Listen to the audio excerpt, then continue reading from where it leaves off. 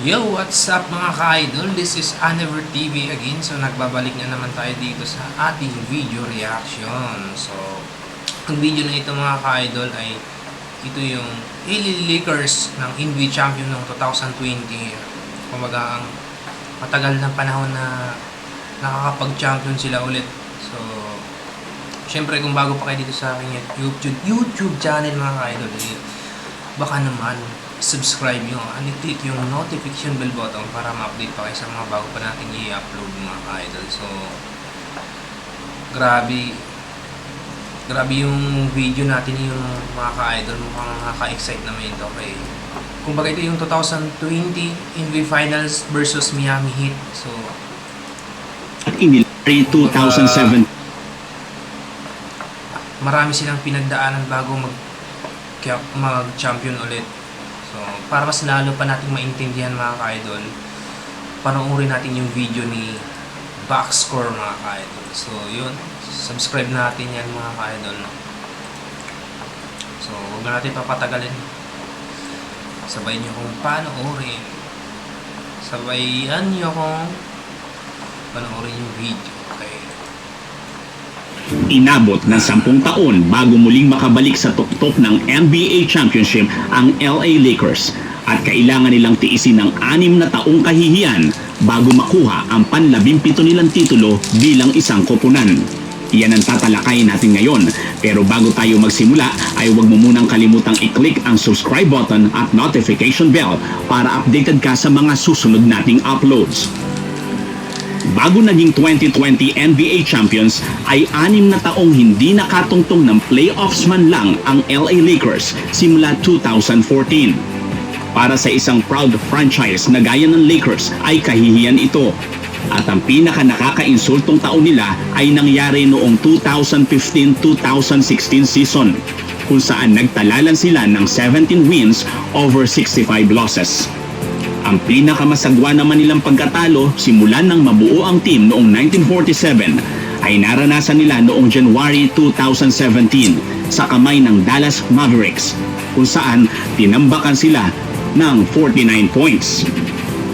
Pero isang buwan pagkatapos ng pangyayaring iyan, nagsimula ang pagbangon ng Lakers para ibalik sa mapa ng NBA basketball ang kanilang koponan. Kumbaga ito na yung revealing team mga ka-idol. So, nandito na lumipat na si LeBron. Marami nang kinukuha dito mga roster. So, ang last nitong nagpapa-champion ng Lakers ay si Kobe Bryant pa mga ka-idol. Nagkasibakan muna sa management noong 2017. Pinalitan ng general manager at inilagay sa pwesto ang dating agent ni Kobe Bryant na si Rob Pelinka. Kinuha rin nila ang serbisyo ni LA Laker point guard legend Magic Johnson na nakapagbigay ng 5 kampyonato sa koponan. Itinalaga siya bilang President of Basketball Operations ng Lakers. Bagaman noong season na yon ay medyo nag-improve ang Lakers at nakakuha ng 26 na panalo, wala pa rin ito sa katotohanan for a title contention. Kaya isang malaking rebuilding ang kailangan gawin. Nangyari iyan noong 2017-2018 season kung saan naka-acquire ang Lakers ng mahahalagang piraso ng role players na may malaking ginampanan ngayong championship season. Iyon na nga sina Alex Caruso, Kyle Kuzma at Kentavious Caldwell-Pope. Pero ang pinakamahalagang piyesa sa pagbangon ng Lakers ay nakuha nila noong 2018 nang pumirma ng $154 million si LeBron James para sa 4 na taong kontrata. Naging maingat si LeBron sa pagbibitiw ng mga salita. Alam niyang hindi overnight ang pagbabago, kaya sinabi niyang bago lang silang team na nagsisikap pa lang mag-improve. Naging tama ang kanyang mga binitawang salita dahil noong taon na yon ay na-injury si LeBron kaya bigo na naman ng Lakers para sa isang playoff chance. Pagkatapos nito ay nagkaroon pa ng issue sa Lakers management.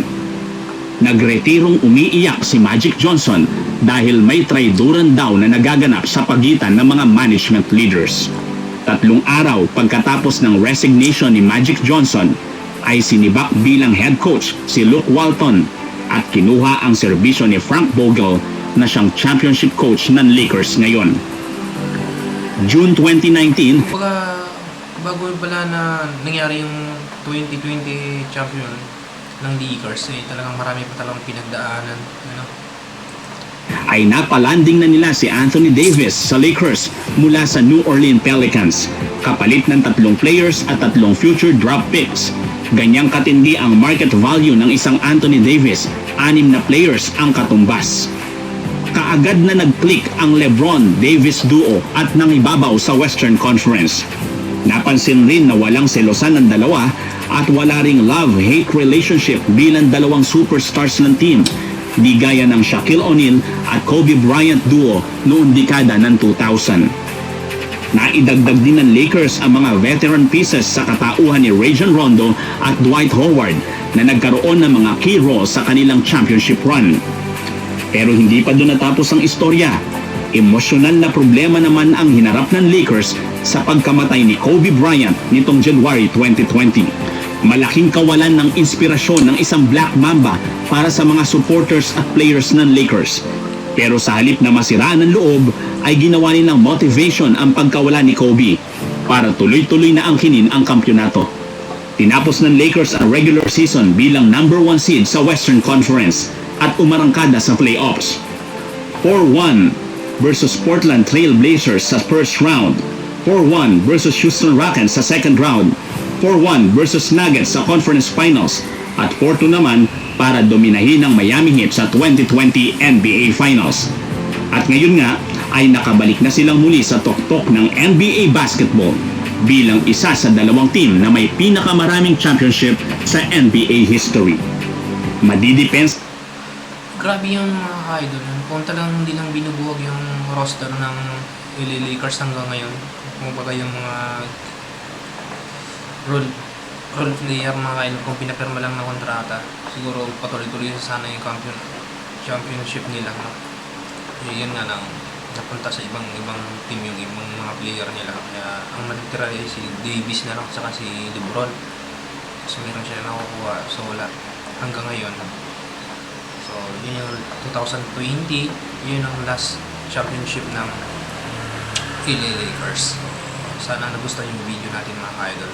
Maraming salamat. And syempre mag-like and mag-subscribe. Click yung notification bell button para ma-update pa kasi mga bago pa natin i-upload dito sa YouTube.